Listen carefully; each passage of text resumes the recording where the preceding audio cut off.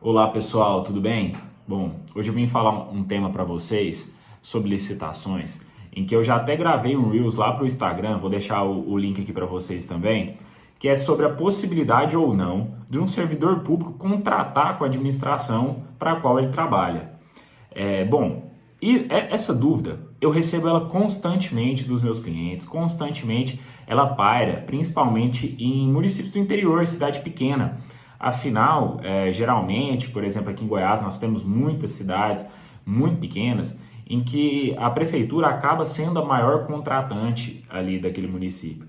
Então, por vezes, o servidor público é a pessoa com a melhor condição financeira, recebe o melhor salário e empreende outros negócios. Então, abre um supermercado, abre uma padaria e fomenta o comércio local daquele município ali.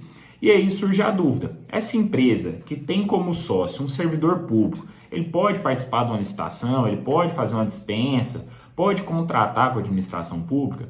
E as leis de licitação, tanto a 866, que está chegando aí ao seu final, quanto a 1433, deixa claro que é vedado ao servidor daquele órgão participar de licitação. Só que ela faz algumas observações que acabam restando dúvida. Então, por exemplo, ela fala que o servidor não pode ter influência direta no processo de contratação. Então, participar ali da comissão de licitação, ser o pregoeiro, ou ter uma função de direção perante o órgão. Então, o TCU já analisou essa situação por várias vezes e nem a própria jurisprudência do TCU está muito firme no assunto. Por vezes, a gente vê decisões que o TCU fala: olha, se o servidor não exercer função de direção na empresa e nem no órgão, então, que está sendo contratado, que está contratando, na verdade, não tem problema. Por quê? Porque o que a lei tenta impedir é aquela troca de favores ali, o poder de influência. Então, eu vou fazer uma licitação lá no Fundo Municipal de Saúde de um município. E o servidor trabalha na infraestrutura, teoricamente, em um cargo que nem é de direção, que não tem como ele trocar favores, teoricamente não teria prejuízo quanto à participação. E de igual modo, ele é só um cotista da empresa, mas também não exerce o poder de administração.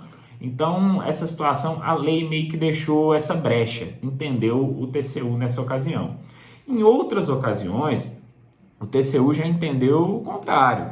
Falou: olha, uma empresa que tenha como sócio um servidor público e que a autoridade competente ao homologar aquele certame não percebeu isso, caracterizou inclusive como erro grosseiro. E o erro grosseiro é aquele que ele vai inclusive implicar em penalidades de cunho pessoal para o gestor, porque deveria ter sido analisada essa situação. Eu, particularmente, o que eu costumo orientar para os meus clientes? Principalmente quando são cidades muito pequenas e que não tem outro jeito. Olha, não tem outro jeito mesmo. Vamos deixar essas situações para aqueles casos de, por exemplo, inexigibilidade. Um caso muito comum.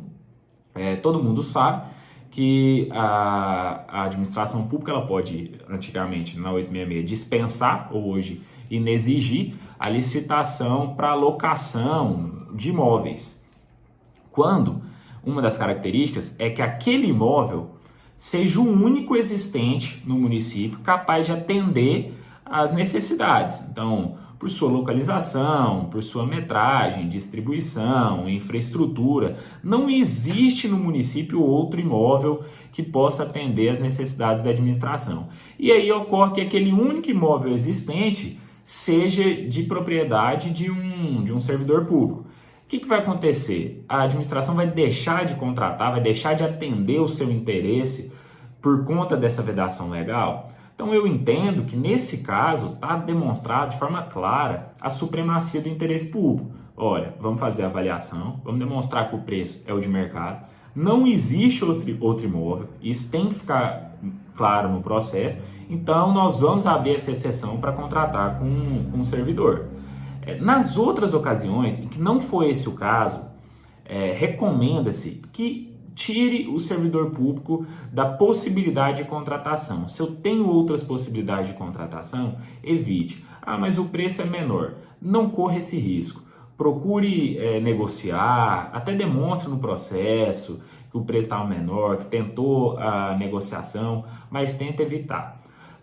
Se não der para evitar, deixa claro no processo que buscou todas as alternativas, mas que não teve outro jeito a não ser fazer a contratação com aquele servidor.